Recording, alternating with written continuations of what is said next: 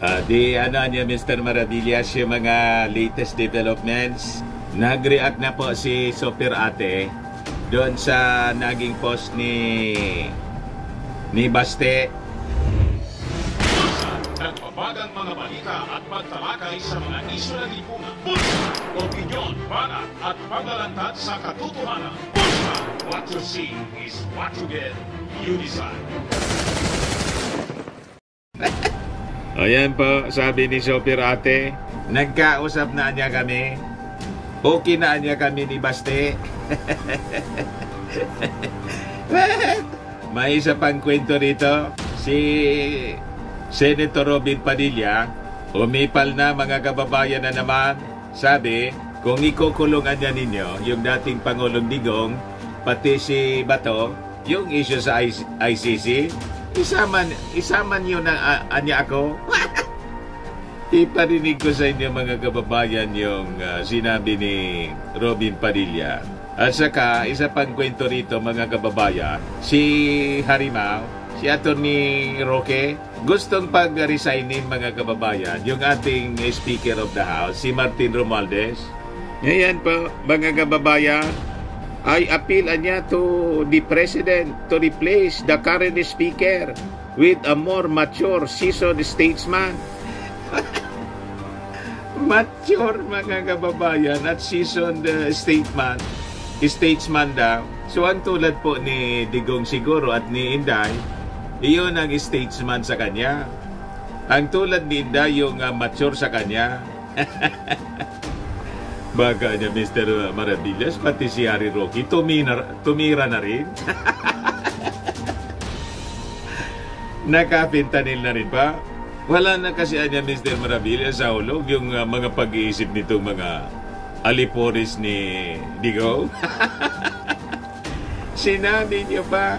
But before ko mga kababayan ibigay sa inyo yung mga kwentong yan, click subscribe muna dito sa ating YouTube channel and hit the notification bell para lagi po kayong updated sa mga kaganapan dito sa ating bansa. Like and share na rin po ninyo ng ating video. At wag na rin po ninyo mga kababayan na skip yung ating mga commercial ads para tuloy-tuloy lang ang pag-unlad ng bagong Pilipinas. So balikan natin yung ating mga kwento mga kababayan. Kasi si Super Ate po nag-post sa kanyang Facebook account ay may solusyon. Nag-react na po doon sa post ni Baste na binanatan po siya. Sabi po ni Super Ate, nagkausap na kami, okay na. Nako, hindi na ako basta-basta magkukwento. Sa kaguluhan ngayon ay napakadaling baliin at bigyan ng maling kaulugan. Parang may gustong mag-away kami. Buti at nakapag-usap na kami at hindi ko na ikikwento. Nadala na mga kababayan si Super Ate. Yan kasi, pa-interview kayo ng pa-interview. And siguro ating unsolicited advice kay Senadora Amy Marcos. Medyo siguro dumistansya ka na muna sa mga Duterte. Kasi sabi nga, too much familiarity daw or familiarity breeds contempt. Kaya hindi ka na nire-respeto. Tingnan ninyo yung post ni Pulong.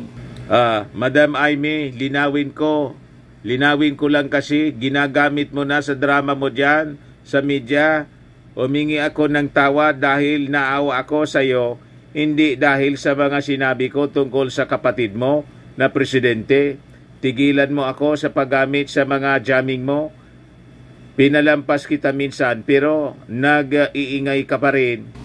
Kita mo, yung mayor ng Davao, wala nang respeto po sa inyo kasi too much familiarity. Pabalik-balik ka na kasi dyan sa Davao. At doon sa Palasyo Malacanang, hindi ka na raw nagpapakita doon.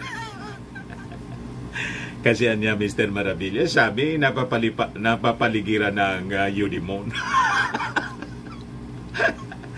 Yung Udimon po, parang nandun sa South.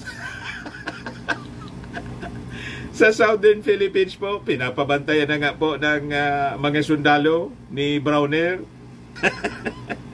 Bantayan niya kayo dyan. Miniting ni Browner po. Yung kanyang mga sundalo. sa gitna ng mga alam na ninyo, itong mga nangyayari sa politika, baka ma-infiltrate niya ng mga enemy, sabi ni Browner. But anyway, tama naman yon. Huwag mo nang ikwento. Control ng bibig. More talk, more mistakes eh. No talk, no mistake. Less talk, less mistake. Ganon, tingnan ninyo yung ating Pangulong Bongbong Marcos. Limitado lang po magsalita. And in fact, yung statement niya po, napakaiksi. Yung sagot niya sa ating Pangulong, sa dating Pangulong Digong. Tingnan ninyo, yung daldal ng daldal po, si Digong. Saka yung mga minions niya, daldal ng daldal po doon sa SMNI. Ayo, nadamay pati yung yung istasyon ni Digong, mga kababayan, ng barkada niyang si Pastor Gibbs, nadamay. Daldal ng daldal eh. Pero ano yan, Mr. Maravillas, ano yung sinasabi mong dinadaldal ni Robin Padilla? Sama na daw siya sa kulungan. Iparinig ko po sa inyo, mga kababayan. Nila si Bato, isama nyo na ako. Dahil isa ako sa sumuporta kay Pangulong Rodrigo Roa Duterte dyan sa drug war. Kung walang iwanan nga eh. Sasamahan ko sila kung saan sila. Total, sanay naman tayo sa kulungan, sa abroad pa. Masarap pagkain dun. Kung ikukulong daw si Bato, saka yung dating Pangulong Digong, isama daw siya. Total, sanay siya sa kulungan. Masarap daw yung pagkain dun sa abroad. Napareact tuloy yung mga netizens. Di wow, sama ka. Sanay sa aksyon yan. Mas lalo yumabang eh. Makaulit kaya sa senator yan. Nainis yung mga fans ni Robin Padilla. Pero anya, Mr. Maravillas, ano yung sinasabi mo na si Harimau, Atty. Roque, gustong papag-resignin si Speaker Martin Romualdez? Nanawagan po sa ating Pangulong Bongbong Marcos, I appeal to the President to replace the current speaker with the more mature, seasoned statesman. So, para po mga kababayan kay Harry Roque, ang seasoned statesman, yung mga the likes of Digong, at yung mature po, tulad po ni Inday. Kung ganyan man lang Mr. Maravillas, yung ibig niyang sabihin ng seasoned statesman, tapos mature politician, wag na lang. Oo nga po, mga kababayan. Pero si Martin Romualdez po hindi apektado. Sige lang po ang trabaho. And in fact, yung mga batas na gustong ipasa ng ating Pangulong Bongbong Marcos, yung napag-usapan sa LEDAC, yung mga tinatawag na LEDAC bills, lahat na yun na ipasa. At makikita ninyo sa performance ratings, napakataas na nga ngayon. Pumantay na si Martin Romualdez, mga kababayan, sa ratings ni Inday sa latest na survey ng RPMD. 78 si Inday. Tinalo na ng ating Pangulo. Yan po. PBBM gets 80% performance rating. Si Inday, 78%. Survey po ng RPMD. Latest survey po ito. Si Martin po, si Mick, 75%. Si Martin po, 77%. Ang margin of error po, plus or minus 1%. So, statistically, tie na po silang dalawa. Kasi po, si Martin Romualdez po, ay, sige lang ang trabaho. Kaya si Inday po, pabulusok yung survey niya. Lumampas na nga po yung ating Pangulo, di ba dati, sa mga ratings po, laging mataas si Inday sa ating Pangulo. O ngayon po, 80% yung ating Pangulo, 78% siya. Si Martin po, 77% po. Ayos pa? Ayos na ayos anya, Mr. Maravillas. Lalo anya niya na magwawala yung mga